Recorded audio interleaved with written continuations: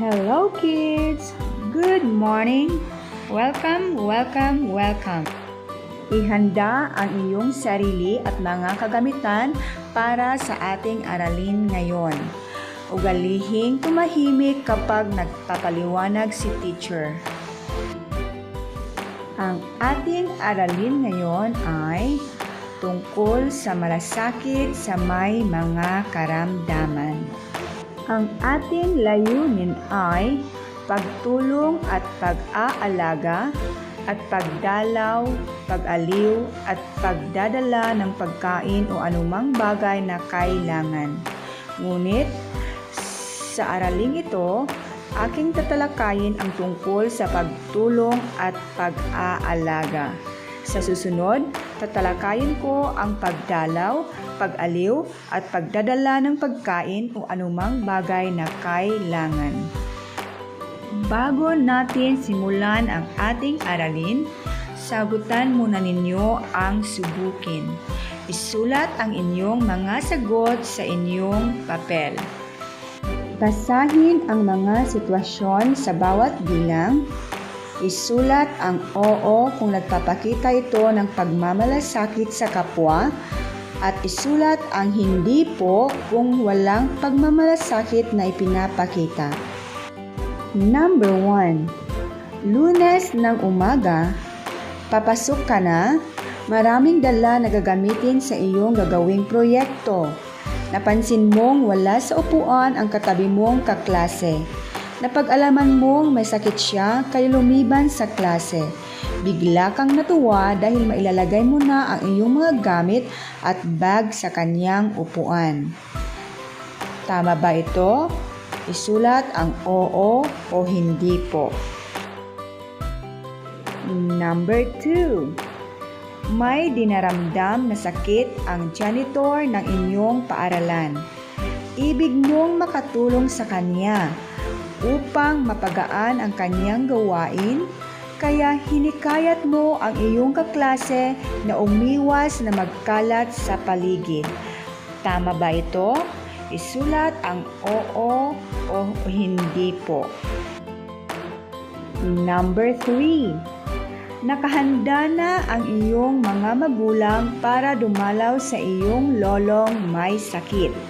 Gusto mong sumama kaya lang hindi ka pinayagan dahil may pasok ka kinabukasan.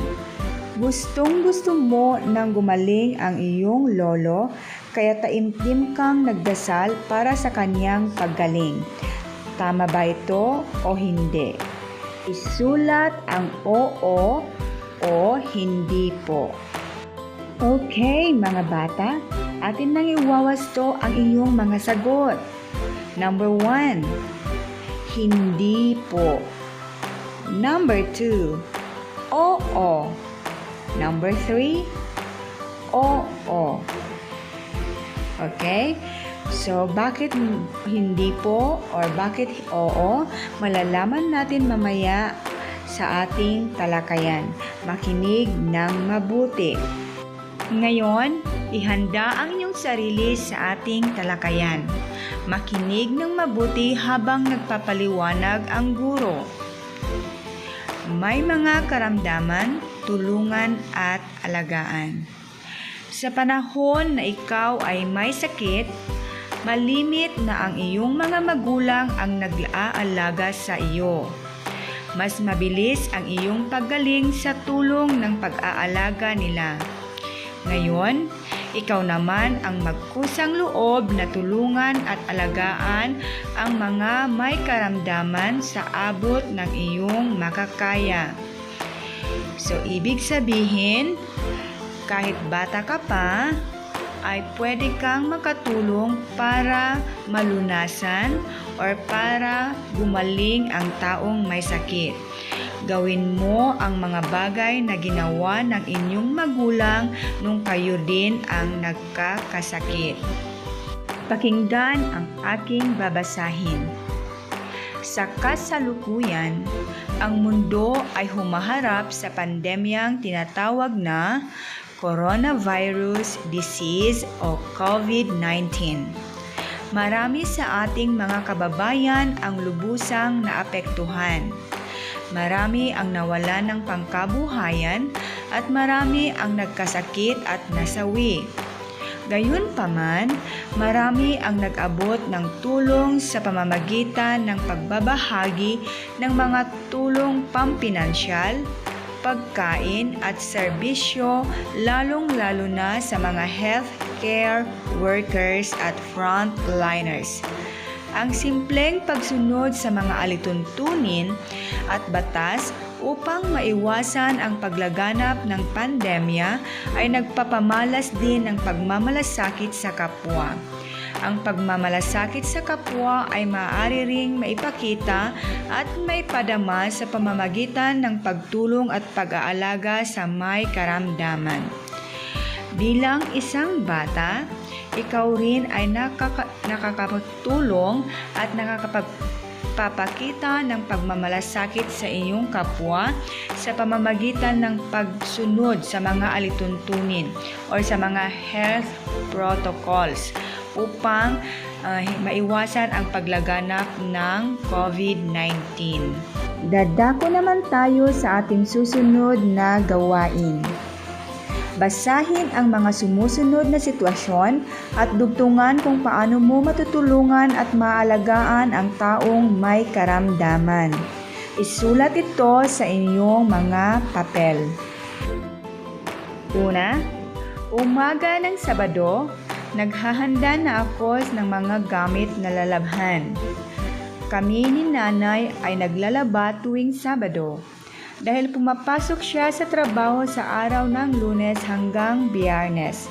May lagnat ngayon ang nanay, kaya ano ang gagawin mo? Susunod, paborito ko sa lahat ang aking guro. Lagi siyang masigla sa pagtuturo araw-araw. Inaabangan ko lagi ang kanyang walang mintis na sorpresa sa klase. Nakakanibago lang ngayon. Biglang naging matamlay si Ma'am. Ang nasa isip ko ay may karamdaman ang aking guro. Kaya, so ano ang gagawin mo? Mahal na mahal ako ni Lola at mahal na mahal ko rin siya. Napakamasayahin niya at masigla. Siya ay maalalahanin at kilalang mayroong busilak na kalooban. Tuwing binibisita ko siya, ipinagluluto niya ako ng paborito kong pagkain. Sinasamahan niya akong mamitas ng mga gulay at prutas sa bakuran at higit sa lahat, ipinapasyal niya ako sa batis at sa parke na malapit sa kanyang bahay. Ngunit nabalitaan ko mula kay tatay na nanghihina na si Lola. Kaya, so ano ang gagawin mo? Isulat mo sa inyong papel. Panghuli, si Kuya Ramon ay isang janitor sa aming paaralan. Kinagigiliwan siya ng lahat dahil sa kaniyang kasipagan sa trabaho at sa kaniyang katapatan. Siya rin ay mabait, palabiro at nagpakamasayahin.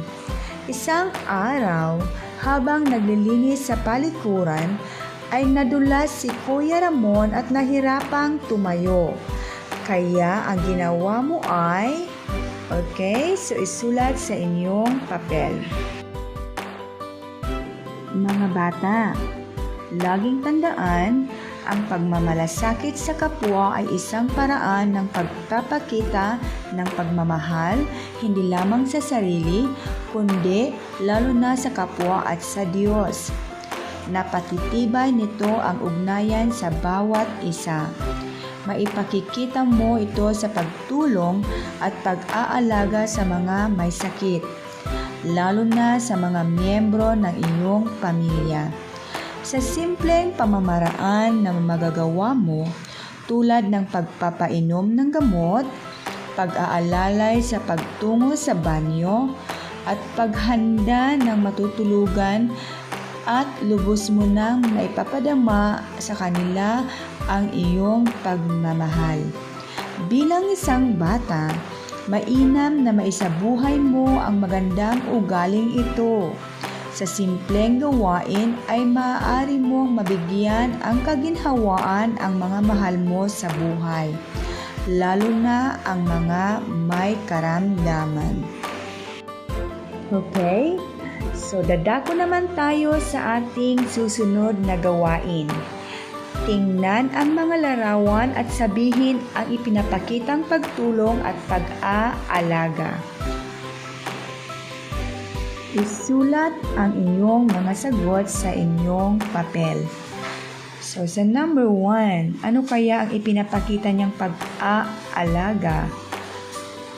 Number 2, ano ang ginagawa ng bata sa larawan? Number 3, ano din ang ginawa ng bata? At number 4, ano din ang ginawa ng bata? So, isulat sa inyong mga papel. Sa gawaing ito, isulat ang letra ng inyong mga sagot sa inyong mga papel. Number 1, masakit ang ngipin ng inyong nakababatang kapatid. Oras na ng pananghalian at hindi pa umuuwi ang iyong nanay. Ano ang gagawin mo? A. Hindi ko siya papansinin. B. Patutulugin ko na lang ang aking kapatid. C. Hihintayin ko ang nanay hanggang makauwi. D. Bibigyan ko muna siya ng pagkaing malambot upang hindi siya mahirapan. Number 2. Nadatnan mong nakahiga ang iyong nanay pagka-uwi mo mula sa paaralan. Masama ang kanyang pakiramdam.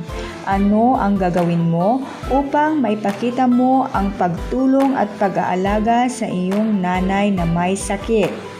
A. Hihintayin ko ang pagdating ng tatay. B.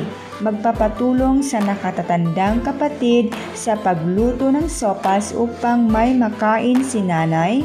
C.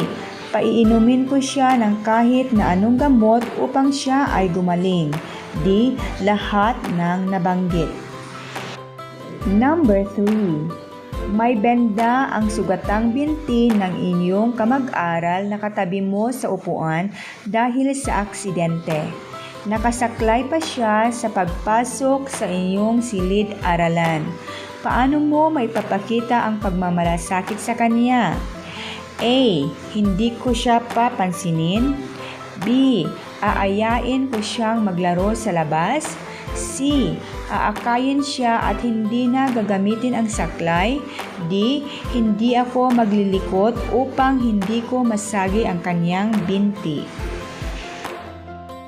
Sumasakit ang likod ng iyong lolo. Tinawag ka niya upang magpatulong na bumangon sa higaan, ngunit hindi mo kaya dahil sa iyong kaliitan. Ano ang dapat mong gawin? A. Hindi ko siya papansinin. B. Hihintayin kong makauwi ang tatay. C. Magdadahilang masakit ang katawan ko. D. Manghihingi ng tulong sa aking mga nakatatandang kapatid. Okay? Ating iwawasto ang inyong mga sagot. Number 1, letter D. Number 2, letter B. Number 3, letter D. Number 4, letter D. Okay, sagutan naman natin ang mga sumusunod na gawain. So, isulat ang tama o mali. Makinig ng mabuti. Number 1. Ang pagpapakita ng pagmamalasakit sa mga may karamdaman ay hindi lamang sa mga nakatatanda, kundi pati rin sa mga kabataang katulad mo. Tama o mali? Number 2. Maituturing na pakikialam ang pagtulong sa pagpapainom ng gamot sa iyong lolo at lola. Tama o mali? Number 3. Walang kakayahan ang mga batang katulad mo na mag-alaga ng mga may karamdaman. Tama o mali? Number 4. Magagawa mong makatulong sa pag-aalaga ng mga may sakit kahit sa simpleng paraan. Tama o mali? Number 5. Para higit mong matulungan ang nanay mo na may karamdaman, umiiwas ka na maging pasaway, bagkus ay tumutulong ka sa mga gawaing bahay. Tama o mali? Isulat ang inyong mga sagot sa inyong mga papel. Okay, ating iwawasto ang inyong mga sagot. Number 1, tama. Number 2, mali. Number 3, mali. Number 4, tama. Number 5, tama. Dadako na tayo sa ating huling gawain. So, piliin ang letra ng tamang sagot at isulat ito sa iyong sagutang papel. Basahin maigi at pag-isipan kung ano ang iyong dapat na mga sagot. Isulat sa inyong mga papel. Number 1, basahin at piliin ang wastong sagot.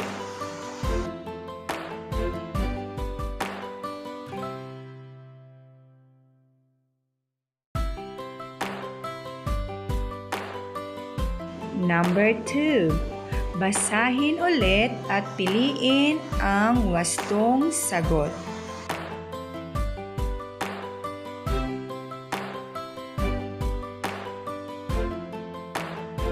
Number 3, basahin ulit at piliin ang wastong sagot.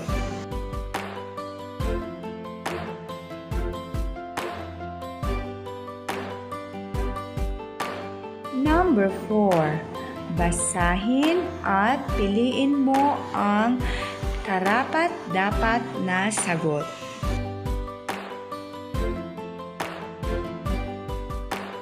Last, number 5, basahin maigi at piliin ang wastong sagot.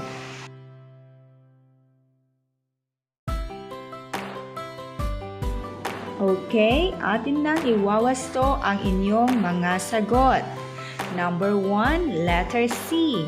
Number 2, letter C. Number 3, letter D. Number 4, letter D. Number 5, letter D.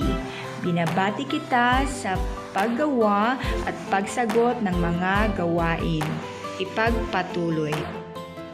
Thank you so much for listening. See you again next week. Bye-bye!